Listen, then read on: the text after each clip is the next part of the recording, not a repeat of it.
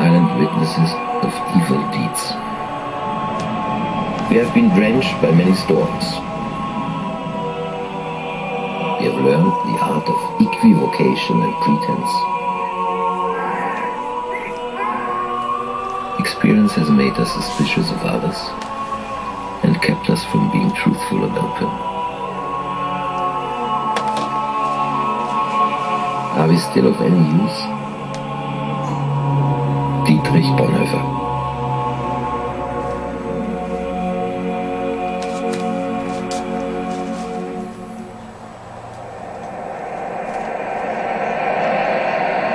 Keinem etwas zu Leide tun und von keinem ein Leid erdulden.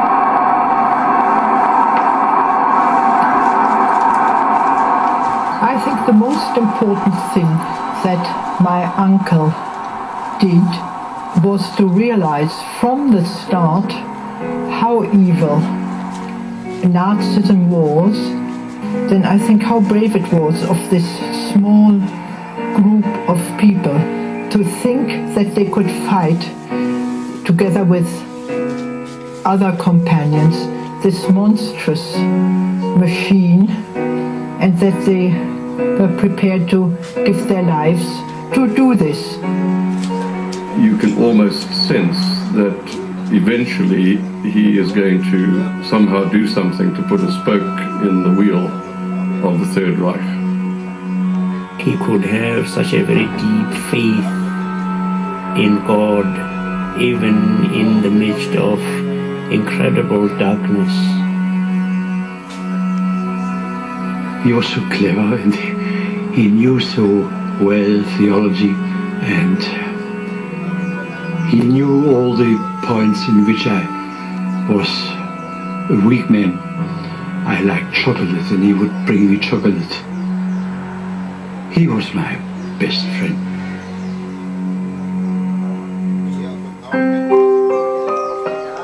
Dietrich Bonhoeffer was born in Breslau, Germany, February 1906, 10 minutes before his twin sister, Sabina. He was the sixth of 8 children and the youngest boy. His father, Karl Bonhoeffer, was a renowned psychiatrist and professor at the University of Berlin. His mother, Paula von Hase, came from a prominent family. Her grandfather was a chaplain of the Prussian court until he chastised the emperor for his attitude towards the poor and was dismissed. The Bonhoeffer home was in Grunewald, a privileged district on the outskirts of Berlin.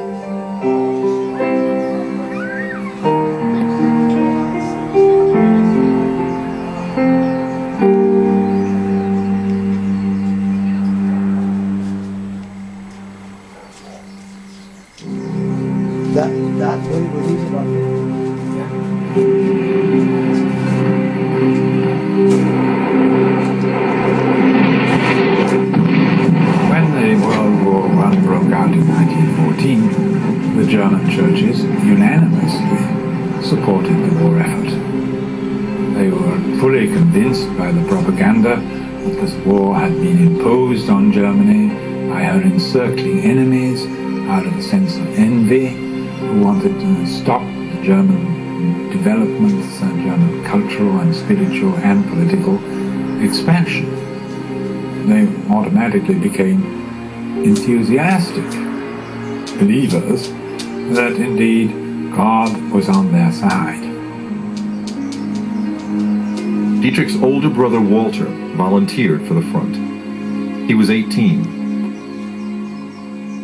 On the night before Walter's departure, the Bonhoeffer family gathered to say goodbye. Dietrich's twin sister remembered the evening.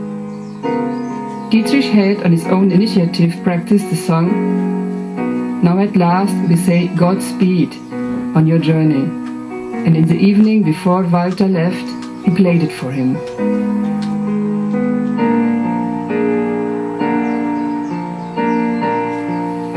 The next day we saw Walter off at the station. When the train started moving, my mother ran alongside, calling out to Walter, "It's only space that separates us." and for a long time those words moved us deeply. A fortnight later, Walter was killed. It was a time, Bonhoeffer wrote, when death stood before the door of almost every house and called for entrance. The millions of men returned from the war totally disillusioned and regarding the religious establishment as a bunch of hypocrites. The churches suffered a tremendous loss of credibility and therefore of support. I think the death of Walter certainly had part of an influence on him to enter the ministry and to study theology, where he would deal directly with the reality of death. It gave him a passion when he preached against war and when he became a known advocate of the pacifist solution to the problems of the world.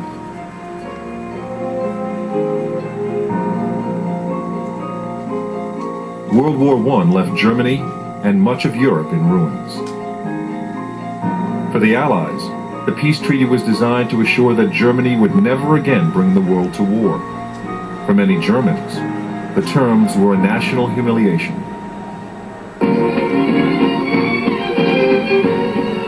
In the years that followed, the monarchy was gone, replaced by a fragile democracy, and Germany became a nation of contrasts and change.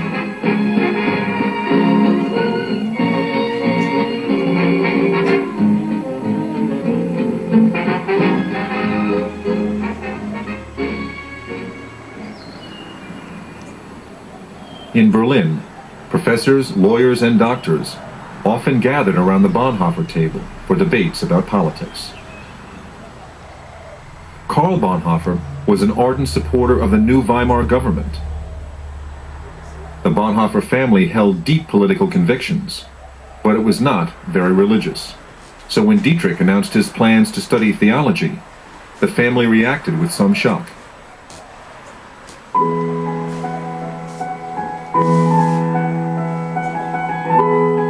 The Bonhoeffer family is a very, very conservative, used to be a very conservative family, but conservative in the best way, you know, in the sense of being open for everything new, but never lose the roots where you're coming from, you know, and never lose the values you're coming from.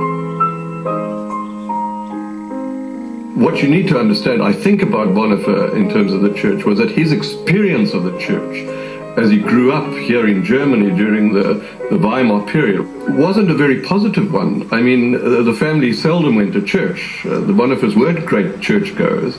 And even Bonhoeffer himself, even after he had decided to be a theologian, a pastor, didn't often go to church.